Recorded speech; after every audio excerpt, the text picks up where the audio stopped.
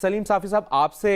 گفتگو کا آغاز کریں گے۔ آپ کی کیا رائے ہے پاکستان کی افغانستان میں فضائی کارروائی پر؟ دیکھیے، اس وقت تو ایک لحاظ سے پاکستان کی یہ مجبوری بن گئی ہے، کیونکہ مسلسل افغانستان سے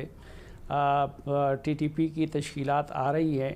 اور پاکستان نے اس حوالے سے جو احتجاج کیا، بار بار کیا افغان حکومت سے، تو اس پہ افغان حکومت نے کوئی کان نہیں دھرا۔ اسی طرح افغان طالبان کے ساتھ جو اس معاملے کو حل کرنے کی جو کوششیں کی گئی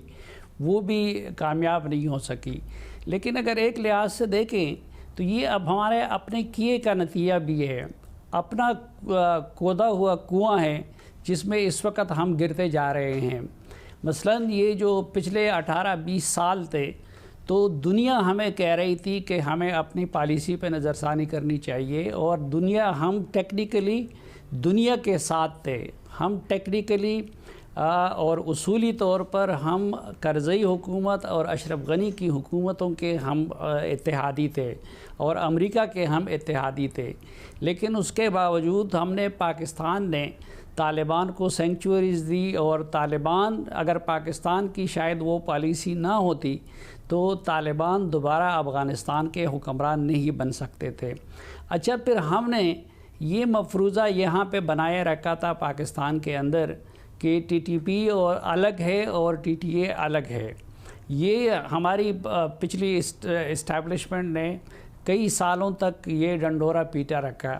اور اس وجہ سے بھی اگر ہم یہ پالیسی نہ اپناتے افغانستان سے متعلق تو پاکستان کے اندر ٹی ٹی پی سرے سے بند ہی نہیں سکتی تھی۔ اب ظاہری بات ہے کہ ٹی ٹی پی کی طرف سے پاکستان میں کارروائیاں ہو رہی ہے، اور اس میں تو اب دھیرے دھیرے ہم دیکھ رہے ہیں کہ افغان طالبان بھی ان کا ساتھ دیتے ہیں۔ بعض کارروائیاں افغان طالبان کے سوئسائڈر کی طرف سے ہو رہی ہے۔ مثلاً اس روز جو کرنل کو نشانہ بنایا بلخ سے تعلق رکھنے والے ایک افغان طالب نے، تو وہ افغانستان سے تعلق رکھنے والے ہیں، اور ان کا وہاں پہ باقاعدہ تقریب بھی منعقد ہوئی ان کے یہاں پہ کارروائی کی، تو اب تو وہ بھی ان کے ساتھ ملتے جا رہے ہیں۔ تو پاکستان کے پاس ریئیکشن کے سوا کوئی اور رستہ نہیں ہے۔ لیکن اس میں بھی سوال یہ ہے کہ 10,000 سے زیادہ ٹی ٹی پی کے لوگ ہیں جو افغانستان کے اندر ہیں، تو اس طرح کے کارروائیوں کے ذریعے ہم کتنے ٹی ٹی پی کے لوگ ماریں گے؟ اسی لیے ہمیں اس طرح کے ریئیکشنز کے ساتھ ساتھ دیگر آپشنز پہ بھی ہمیں غور کرنا چاہیے۔ مثلاً ایک آپشن ہمارے پاس یہ ہو سکتا ہے کہ چین کو بھی یہ شکایت ہے، چین کے جو ملیٹنٹ افغانستان میں ہیں تو وہ بھی افغان طالبان ان کے حوالے نہیں کر رہے ہیں۔ اسی طرح جو ازبکستان اسلامک موومنٹ ازبکستان ہیں، ان کے تقریباً 3,000 کے لگ بھگ لوگ افغانستان کے اندر ہیں، وہ اپنے لوگ ڈیمانڈ کر رہے ہیں۔ تو یہ جن لوگوں کے وانٹڈ لوگ افغانستان کے اندر ہیں، ان کے ساتھ مل کے بھی ہمیں کچھ اور آپشنز کو بھی آزمانا چاہیے، اور اس طریقے کو آزمانا چاہیے کہ ہم کوئی حل نکال سکیں اس کا۔ صحیح۔ سید محمد علی صاحب، آپ کو بھی یہ لگتا ہے کہ اس وقت جو کرنٹ سچویشن ہے اس کے حوالے سے یہی بہتر پالیسی ہے؟ دیکھیے، میں سمجھتا ہوں کہ یہ افغانستان کی سرزمین پہ جو دہشت گرد تنظیمیں، ان کے جو ٹھکانے موجود ہیں، ان کے خلاف جو فضائی کارروائی کی گئی ہے، یہ پالیسی نہیں ہے، یہ پالیسی کا ایک حصہ ہے۔ جو بات ابھی محمل نے کی اسی کو میں آگے بڑھاتا ہوں کہ میں سمجھتا ہوں کہ یہ بالکل امپورٹنٹ بات ہے کہ پالیسی کا کمپریہنسو ہونا، ملٹی ڈومین ہونا، اور اس میں تسلسل جو ہے وہ بہت ضروری ہے، داخلی سطح پہ بھی حمایت اور کنسنسس کو بلڈ کرنے کے لیے، اور افغان طالبان کو بھی قائل کرنے کے لیے کہ یہ کوئی ٹیکٹیکل ٹیکٹک نہیں ہے ہماری کہ ابھی پل میں تولپلا پل میں ماشا ہوگا اور ہم ابھی ٹریڈ کھول دیں گے اور ابھی یہ سب کچھ ہو جائے گا، یہ 1-2 دن کی بات ہے، یہ چند ہفتوں مہینوں کی بات ہے۔ دوسری جانب عالمی برادری کو بھی یہ سگنل جائے گا کہ آپ کی پالیسی میں ایک تسلسل بھی ہے اور آپ کا ایک نیشنل کنسنسس بھی پایا جاتا ہے۔ تو میں سمجھتا ہوں آپ کی پالیسی کے جو 3 اہم پہلو ہیں، جو نئی افغان پالیسی موجودہ جو نافذ العمل ہے اس کا ایک پہلو جو ہے ڈیفینیٹلی سفارتی پرونگ ہے، جو بائیلیٹرل لیول پہ بھی ہم نے پچھلے 3 ساڑھے 3 سال میں کافی ایگزاسٹ کیا، ان کو قائل کرنے کی کوشش کی کہ جناب آپ اپنی سرزمین دوحہ ایکارڈ کے کمٹمنٹ کے عین مطابق جو ہے وہ دہشت گرد تنظیموں سے پاک کریں، اور اس میں خود آپ کا فائدہ ہے کیونکہ آپ ایک ذمہ دار ریاست کے طور پہ ابھریں گے، اپنے لوگوں کی بحالی اور خوشحالی کی طرف توجہ دیں گے، جو مہاجرین واپس آ رہے ہیں ان کو آباد کریں گے۔ اچھا، لیکن یہ بائیلیٹرل لیول پہ بھی کامیابی ہمیں نہیں ہوئی، حالانکہ ہم نے ہائیسٹ لیول پہ انگیجمنٹ کی،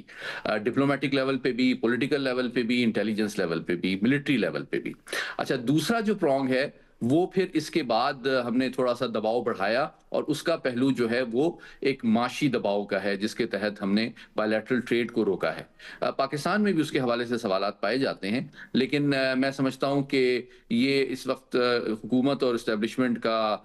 ایک کافی اٹل فیصلہ ہے کہ جب تک وہاں سے دہشت گردی کی کارروائیاں اور ان کی تشکیلیں آنا بند نہیں ہوتی، اس وقت تک ہم پاکستان کی مارکیٹ کا ایکسیس افغان معیشت کو نہیں دے سکتے۔ یہ کم سے کم ان کی معیشت کو اس کی قیمت ادا کرنی پڑے گی۔ یہ نہیں ہو سکتا کہ پاکستان میں سینکڑوں ہزاروں لوگ شہید ہوتے رہیں اور آپ نارمل تجارت بزنس ایز یوزول نہیں ہو سکتا۔ اور تیسرا پہلو جو ہے وہ پھر کائنیٹک ہے، لیکن کائنیٹک جو ہوتا ہے، یہ میں بالکل اگری کرتا ہوں کہ وہ ٹیمپرری ہوتا ہے، کاسٹلی ہوتا ہے، اور وہ کوئی ریگولر نہیں ہو سکتا۔ تو اور بالکل یہ جو ابھی حالیہ باجوڑ میں، بنوں میں اور اسلام آباد میں جو بڑے پیمانے پہ دھماکے ہوئے ہیں، اور جس طرح سے ان کو سیلیبریٹ بھی کیا گیا ہے، اور جو انٹیلیجنس کی واضح شواہد موجود ہیں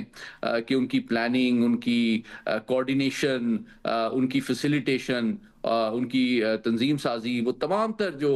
معاملات ہیں وہ افغانستان سے کیے گئے ہیں، جس کے خلاف پاکستان نے یو این چارٹر اور عالمی قانون کے عین مطابق رائٹ آف سیلف ڈیفنس استعمال کرتے ہوئے بڑی محتاط کارروائی کی ہے۔ اور جو پچھلے 2 دن میں آپ نے الزامات دیکھے افغان حکومت کی جانب سے، وہ بالکل حقیقت پر مبنی نہیں ہے کہ معصوم بچوں یا عورتوں کو مارا گیا۔ اس میں پاکستان کو کوئی فائدہ بھی نہیں ہے، اس کی ضرورت بھی نہیں ہے، اور یہ کوئی مساجد یا مدارس نہیں تھے، یہ ان کے کیمپس تھے جہاں پہ ان کو ٹریننگ دی جاتی ہے۔ آج کچھ اس کی ویڈیوز وغیرہ بھی شیئر کی گئی ہیں، اور یہ بھی ممکن ہے کہ وہ کچھ اپنی فیملی ممبرز کو ساتھ رکھتے ہوں، جو کہ اور بعد میں ان کو میڈیا کے سامنے ہیومن شیلڈ کے طور پہ بھی وہ پیش کر سکتے ہیں۔ تو میں یہ واضح کرنا ضروری ہے، اور میں سلیم صاحب سے اگری کرتا ہوں کہ میں سمجھتا ہوں ریجنل اپروچ سب سے اہم رول اس میں پلے کر سکتی ہے، کہ اگر افغانستان کے تمام جو ہمسایہ ممالک ہیں، جو کہ کم و بیش تمام ممالک کو کسی نہ کسی ایسی دہشت گرد تنظیم سے مسائل ہیں جو کہ افغان سرزمین کو استعمال کر رہی ہے، چاہے وہ ای ٹی آئی ایم ہو، آئی ایم یو ہو، داعش ہو، بی ایل اے ہو، ٹی ٹی پی ہو،